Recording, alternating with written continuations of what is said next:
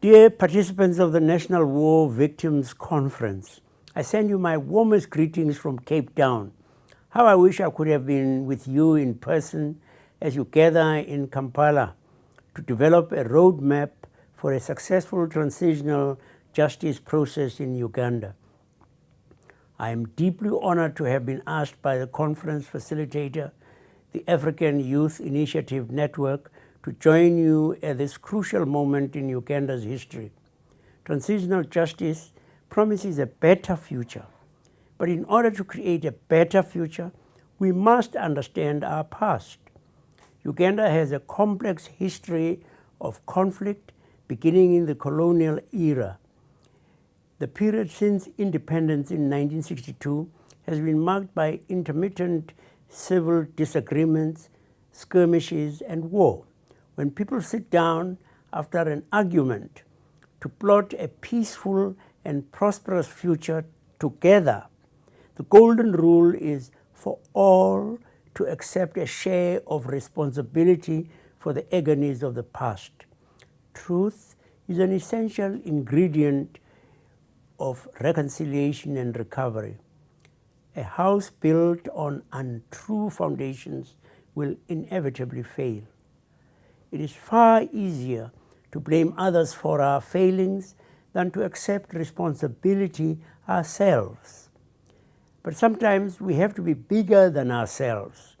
Conflict is a much broader term than the sound of gunfire and bombs. It begins in the minds of people.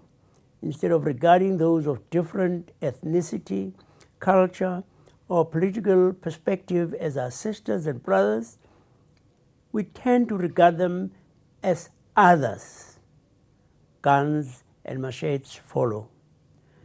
When it came time to heal South Africa, following our first democratic election, we discovered the power of a simple human ingredient we all possess: magnanimity. It was embodied in our President Nelson Mandela. The newly elected government established a Truth and Reconciliation Commission as a mechanism to overcome the horrors of our past. Victims and perpetrators of human rights violations were invited to tell their stories on public platforms, with perpetrators being granted amnesty in exchange for telling the truth. It was a grueling process, but one that both victims and perpetrators experienced as healing and liberating. The truth is liberating. Peace is liberating. I often speak about a South African philosophy called Ubuntu. It says, I am because you are, and you are because I am. We are because of one another. Dear people of Uganda, you cannot choose your siblings, nor can you wish them away. We're all sisters and brothers of one family, God's family. Finally, young people, many of you were born into conflict and told who your friends and enemies should be. But you are the vanguard of change. You are the leadership in waiting. You have the ability to bridge the violent past to a prosperous future.